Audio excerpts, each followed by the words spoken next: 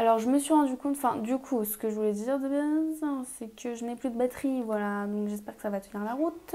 Alors je me suis rendu compte en lisant mes notes que dans la vidéo méthode, non, FAQ, genre où je réponds à vos questions et tout par rapport à la passe, que une personne d'entre vous m'avait demandé quelle fourniture il faut pour la passe et que dans ce carnet j'avais marqué plein de choses et qu'en réalité je n'ai dit absolument rien. J'ai vraiment dit deux choses, genre une trousse et des feuilles quoi. Alors que en vrai non, il y a plus de choses. Je vais vous les dire aujourd'hui, maintenant, tout de suite, là, right now. À mon sens, ce qu'il faut, c'est avant tout déjà un ordinateur ou une tablette, mais le débat s'est posé dans ma vidéo justement réponse à vos questions. Moi, je ne sais toujours pas lequel est le mieux parce que je n'ai tout simplement pas testé les tablettes, donc je pourrais pas vous dire, mais moi j'ai utilisé un MacBook Pro pendant toute ma passe et ça m'a très bien convenu. Donc là c'est vraiment à vous de faire vos recherches. Je sais qu'il y avait une youtubeuse Marie quelque chose, je vous la mettrai dans le petit,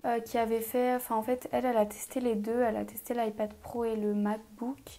Et elle disait les avantages, les inconvénients, etc. Donc je vous la mettrai dans le petit si ça vous intéresse. Je pense que c'est à vous de faire vos recherches là-dessus et aussi au niveau du prix, etc. Ensuite, il faut effectivement beaucoup de feuilles. Moi, j'utilise énormément de feuilles pour écrire parce que vous avez... De toute façon, en fait, toutes les vidéos en rapport avec la passe, c'est en fonction de toutes les choses que j'ai déjà dit dans mes autres vidéos. Donc n'hésitez pas à aller les voir si ça vous intéresse. Mais du coup, il y a des choses peut-être que vous n'allez pas forcément comprendre ici et tout parce que j'ai expliqué ma méthode de travail vraiment en détail dans une vidéo et du coup là moi les choses là que je vais vous dire en fait c'est en fonction de celle-ci parce que pas tout le monde utilisera les mêmes fournitures. Donc moi j'utilise énormément de feuilles pour noter mes erreurs, pour faire des exercices, pour noter des cours en plus, pour faire des schémas, pour écrire en même temps que le cours, donc réécrire le cours, pour faire des petites fiches de révision, enfin bref pour plein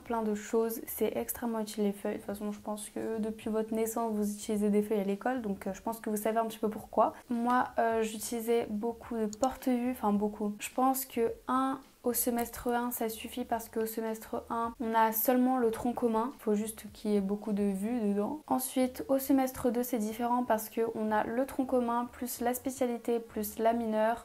Donc à mon avis, il faut 3 porte-vues. Même si la mineure, il n'y a pas de QCM. Donc je faisais quand même ça, je faisais quand même un porte-vue de mineur.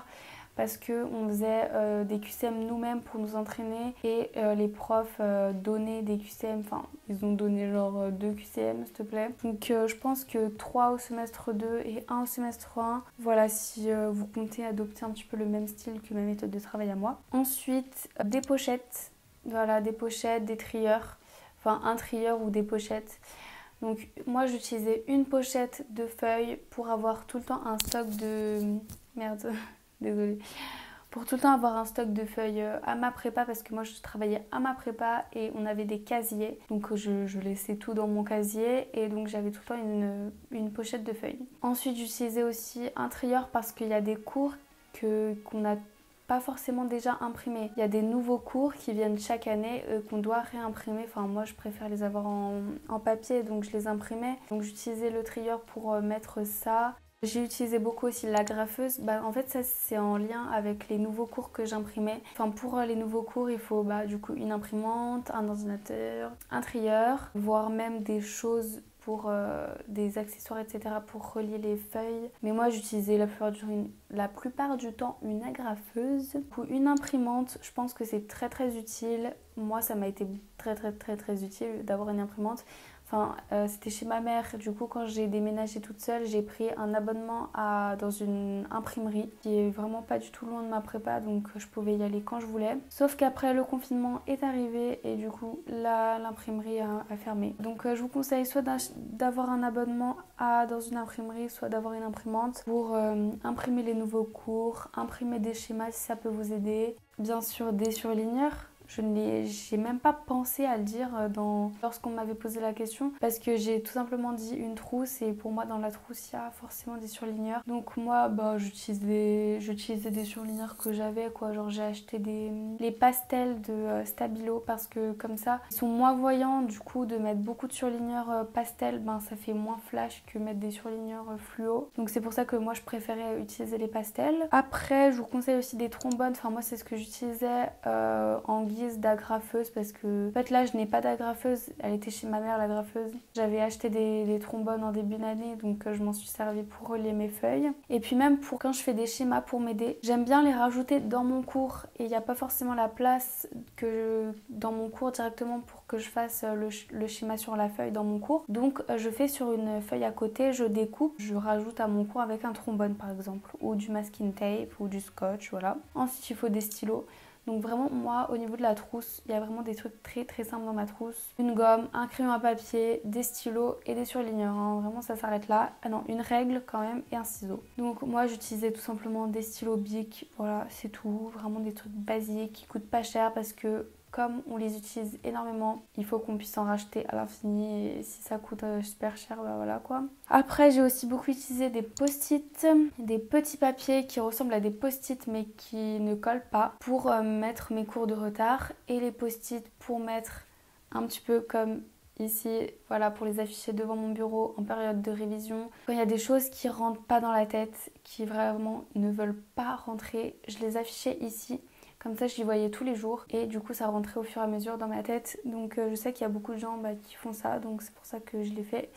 Et j'aimais bien cette petite technique. Et aussi j'ai acheté des mini post-it, ça existe, et oui. J'ai beaucoup utilisé ça, en fait j'y mettais sur mes fiches erreurs, je les collais sur mes fiches erreurs et c'était pareil, les trucs que j'arrivais pas du tout à retenir. Genre que dans les QCM je tombais plusieurs fois dans ce piège, genre c'était au moins la énième fois que je tombais dans ce piège. Du coup j'en ai trop marre et j'y marque sur un petit post-it et comme ça je sais que ça, il faut absolument que je retienne. Mais il y a des fois où il y a vraiment des informations qui ne veulent jamais rentrer dans ta tête. Et moi je sais que là actuellement il y a des choses qui ne sont jamais rentrées et que je n'ai jamais réussi à comprendre ou bien à retenir. Et c'est tout en fait, on peut pas être parfait, on peut pas tout retenir à 100%. Donc c'est normal. J'ai aussi beaucoup utilisé, mais en fait je les utilisais absolument tout le temps, mes lunettes. Vous ne savez pas à quel point la vue change pendant cette année. Parce que vous êtes H24 comme ça sur votre table à faire, avoir une vision très proche avec le cours et vous regardez très peu en fait l'extérieur, vous regardez très peu au loin et donc moi je sais que je ne voyais plus du tout au loin quand je sortais le soir, quand je rentrais chez moi je ne voyais pas les passants dans la rue, je voyais pas leur visage. Quand j'allais en amphi, je ne voyais pas la tête des profs, c'était tout flou. Donc voilà, je vous conseille absolument d'avoir des lunettes. Moi, j'ai déjà des problèmes de vue de base, donc j'ai des lunettes déjà de base. Mais si vous voyez que vraiment votre vue change au cours de l'année, je vous conseille de prendre rendez-vous chez l'ophtalmo. Et sinon, comme on est H24 aussi sur nos écrans, sur notre ordinateur ou tablette, je vous conseille d'avoir au moins des lunettes anti-lumière bleue. Je vais vous en présenter. C'est la marque Tijnai Wear, je sais pas trop comment ça se prononce à vrai dire, qui m'a envoyé des lunettes et que je trouve super cool. C'est vraiment des designs très à la mode et qui peuvent vous plaire je pense si vous êtes un peu dans la trend. Donc déjà j'adore leur étui, ils sont en daim comme ça. Donc moi celle que j'ai prise c'est celle-ci pour lunettes de vue. Donc vraiment ils ont plein de modèles, hein. Vous pouvez aller checker sur leur site internet si ça vous intéresse, je vous le mets en barre d'infos. Bon je sais que ça me va pas du tout honnêtement, même mes propres lunettes de vue ne me vont pas physiquement. Et vous pouvez vous offrir des paires comme ça pour protéger vos yeux pour pas très cher. C'est des prix quand même assez abordables. Et vous pouvez aussi les mettre à votre vue bien évidemment si vous avez une ordonnance actuelle. Enfin valide ou je sais pas comment on dit. Bref, vous avez compris. Prochain élément, prochain objet que j'utilisais énormément et qui m'a sauvé la vie. C'est mes AirPods. Mais alors là, mes AirPods, mais je les aime d'amour. Vous savez même pas à quel point. Au début de l'année, je n'avais absolument pas d'AirPods. Sauf que, en fait, moi, j'adore travailler en musique. De travailler avec un fil toute la journée, genre en face, genre on a un fil et tout qui pend sur notre table, ce n'est pas possible. Je me suis vite décidée à acheter des AirPods, donc j'aurais pu acheter d'une autre marque, ou, enfin voilà, mais des écouteurs sans fil. En général, si vous aimez écouter de la musique pendant que vous travaillez, ça sauve la vie. Vous pensez même plus au fait que vous avez des écouteurs dans les oreilles parce que vous n'avez aucun souci. Ça a révolutionné ma vie, je vous conseille fortement si vous aimez travailler en musique. Après aussi, je vous conseille d'avoir une gourde. Moi, vous voyez ma gourde juste ici. Alors, j'ai changé au moins 5000 fois de gourde pendant l'année. Entre celles que j'ai cassées, en fait, je les ai toutes cassées, donc c'est pour ça. Il faut trouver la bonne gourde, mais en gros, d'avoir une gourde, genre, c'est hyper important parce que quand on travaille pour vivre genre toute la journée, il faut boire quoi. Donc, avoir une gourde qui se ferme bien, de préférence parce que si vous la mettez sur votre bureau, il faut pas que ça se renverse. Il y a une bonne contenance pour pas aller toutes les 2 secondes à la salle de bain, à la cuisine ou quoi, aux toilettes si vous êtes à la BU ou à la prépa. Moi, c'est de 500 ml, je pense que ça se voit. Une gourde de 500 ml, ça me suffit, voire 750. 1 litre, ça devient un peu trop imposant, je pense, sur la table. Hello, donc là, vous voyez que ce n'est pas la même moi que vous avez vu juste avant. Tout simplement parce que j'ai encore une fois coupé cette vidéo en 2 parties. Parce que vraiment, je parle trop à chaque fois et je parle pas forcément de la même chose. Donc je pense que c'est vraiment mieux de à chaque fois les couper pour qu'il y ait une vidéo par thème, quoi. Et en plus, j'ai des choses à rajouter. Des petites fournitures à vous conseiller en plus par rapport surtout à l'anatomie. Il y a souvent la question qui se pose, est-ce qu'on doit acheter un atlas ou pas? Moi j'hésitais fortement à en acheter un et je sais que mon P2 et plein de gens en fait m'ont conseillé d'avoir un atlas, donc un manuel avec plein de planches d'anatomie. C'est trop beau, t'as des belles images, tu comprends mieux. Du coup je voulais trop en acheter un, mais finalement j'ai opté plutôt pour un logiciel 3D. Et en plus en fait ce que j'avais déjà moi, c'est un classeur. Donc en fait c'est mon grand-oncle qui m'a donné ce classeur, qu'il a fait lui-même, qu'il a découpé, voilà, plein de schémas et tout. Donc je vous mettrai des inserts. Franchement ça m'a trop aidé. Genre il n'y a pas tout et je l'ai classé juste avant la passe. Il y avait des trucs que je ne connaissais même pas encore, je savais même pas ce que c'était. Donc il y a des trucs, voilà, genre ils n'étaient pas classés et du coup genre ça me faisait sourire un peu de voir que avant je connaissais pas ça et alors que maintenant je sais très bien ce que c'est. Mais au moins j'ai classé en fait par partie du corps, vous voyez, tête, membres. Donc du coup je m'ai retrouvée quand même plutôt bien et c'est vrai que ça m'a quand même bien aidé. Mais après si on veut un truc plus précis on peut aller sur internet. Du coup je voulais vous dire ça, mais c'est sûr que pas tout le monde a un grand-oncle qui fait ça toute la journée. Donc voilà, moi c'était un petit peu un cas particulier. Tout de même j'ai préféré quand même acheter un logiciel de modélisation de 3D d'anatomie. Donc en fait moi j'ai découvert ça en plein milieu de l'année, qu'il y avait des logiciels 3D comme ça et moi ça a été tellement utile, mais je vous jure. Donc de base je voulais je voulais avoir un autre logiciel que celui que j'ai maintenant. Donc de base moi je voulais le Visible Body, c'est celui que tout le monde a à la fac personnellement et que la fac nous donne un lien etc pour l'avoir gratuitement même. Et en fait j'ai vu dans les commentaires de l'App Store qu'il n'était pas super,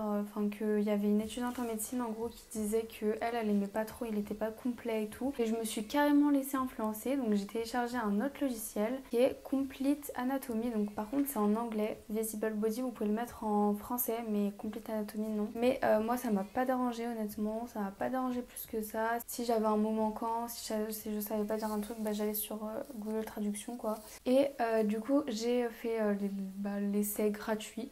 Je crois que c'était pendant quelques jours, une semaine, un bail comme ça. Et vraiment j'ai adoré parce que déjà le fond il est noir, pas comme sur Visible Body. Je vous conseille vraiment vivement d'avoir un logiciel de 3D. Donc vous pouvez soit l'acheter, soit l'avoir gratuitement, possiblement avec votre fac. Moi j'ai acheté du coup celui-ci qui a 37 € par an je crois. Je sais pas si je renouvellerai mon abonnement, mais en tout cas cette année ça m'a vraiment beaucoup aidé. Dès qu'on ne sait pas trop comment ça se situe un os ou un muscle, pour voir les insertions des muscles, les nerfs, surtout les nerfs et les artères, franchement ça c'est un truc de malade. Je vous montrerai quelques démos, mais on peut faire des miracles avec cette appli. Franchement c'est hyper complet et je trouve que le design est super beau. Voilà, mais ça c'est à vous de trouver celui qui vous plaît, mais en tout cas en général d'avoir un logiciel de 3D pour l'anatomie, c'est super. Donc j'en ai fini pour cette vidéo, je pense que j'ai tout dit, voilà, comme fourniture en tout cas. Et du coup j'espère que cette vidéo vous aura plu, vous aura aidé et on se retrouve bientôt pour une prochaine vidéo. Bisous.